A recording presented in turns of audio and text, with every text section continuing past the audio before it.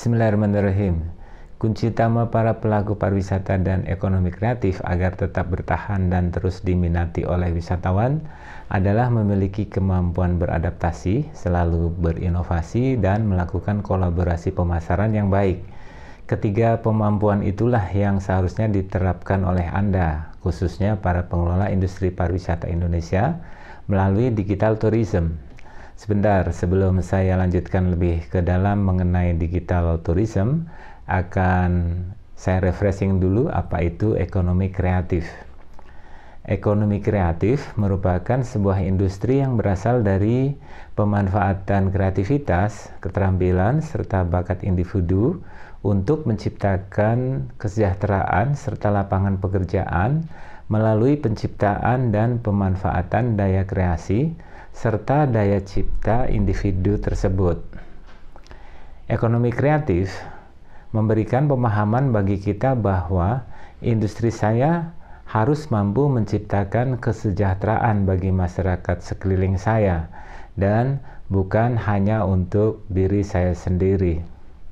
Alhamdulillah, saya mengucapkan terima kasih khususnya kepada Bapak Presiden Susilo Bambang Yudhoyono beserta jajarannya yang telah mengangkat program Ekonomi Kreatif atau Ekraf pada tahun 2006 yang lalu. Jazakumullah khairan katsiran. Jika Allah memberi kesempatan, insya Allah saya akan bahas secara khusus apa dan bagaimana ekonomi kreatif. Kembali ke pokok bahasan mengenai digitalisasi pariwisata. Digitalisasi pariwisata atau digital tourism merupakan salah satu strategi yang efektif dalam mempromosikan berbagai destinasi dan potensi pariwisata Indonesia melalui berbagai media platform atau saluran pemasaran internet. Artinya, digital tourism tidak hanya sekedar mengenalkan, namun juga bisa menyebarluaskan keindahan pariwisata secara luas. Ya, tentunya untuk meningkatkan jumlah kunjungan wisatawan, baik lokal maupun wisatawan mancanegara untuk berkunjung ke tempat kita, Indonesia tercinta. Bisa dibilang bahwa tren digital tourism akan menjadi lompatan yang besar, khususnya bagi sektor pariwisata dan ekonomi kreatif di Indonesia. Sebab digital tourism atau digitalisasi pariwisata secara tidak langsung membuat masyarakat semakin melek dan ikut beradaptasi dalam perkembangan teknologi. Tentu bukan hal yang sulit karena gaya hidup masyarakat sekarang ini cenderung lebih cepat dan bersentuhan langsung dengan internet setiap harinya melalui smartphone mereka. Dan bukan hanya itu saja. Saat ini tren pariwisata juga sudah mulai bergeser ke arah digital. Salah satu buktinya terlihat dari aktivitas wisatawan ya saat ini mereka sudah mulai merencanakan perjalanan pre-on post journey dan hampir seluruhnya dilakukan melalui digital atau ya melalui smartphone mereka. Menariknya lagi, ternyata perkembangan teknologi saat ini menjadikan industri pariwisata dan ekonomi kreatif sebagai salah satu sektor yang mengalami digitalisasi dengan pesat dalam beberapa tahun terakhir ini. Sekarang mari kita bahas apa itu platform digital. Platform digital atau saluran digital dapat diartikan sebagai sebuah tempat atau wadah atau sarana yang memfasilitasi bertemunya para pihak untuk saling tukar informasi, baik untuk keperluan berdagang atau menawarkan jasa dan layanan mereka.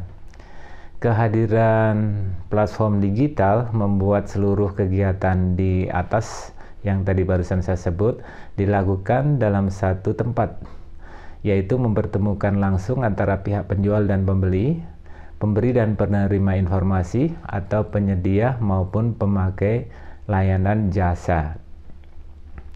Karena sifatnya yang luas, digital platform memiliki jenis yang berbeda-beda. Perbedaan ini muncul mengikuti keragaman fungsi dan tujuan dari dibentuknya suatu platform digital itu masing-masing. Sebagai contoh, Saat ini ada berbagai nama digital platform sosial media seperti Facebook, Instagram, Twitter, dan LinkedIn. Ada juga platform digital berupa audiovisual seperti YouTube, Spotify, Noise, Apple Music, dan yang lainnya yang hadir untuk memenuhi kebutuhan hiburan masyarakat.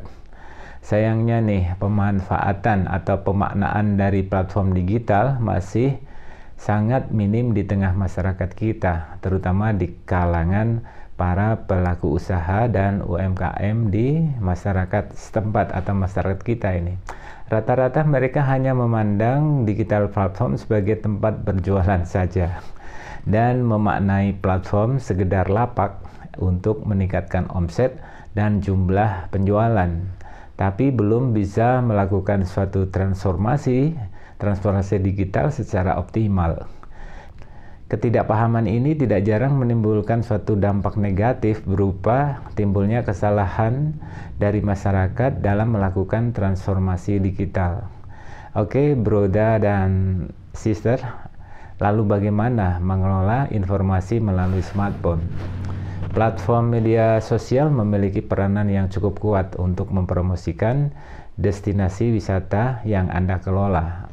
Oleh karena itu, membuat suatu spot-spot wisata yang instagramable menjadi salah satu strategi mempromosikan tempat wisata secara gratis agar dapat meningkatkan kunjungan wisatawan. Karenanya semua serba digital, tentu harus dibarengi dengan kemudahan akses wisatawan untuk menuju lokasi wisata yang Anda kelola.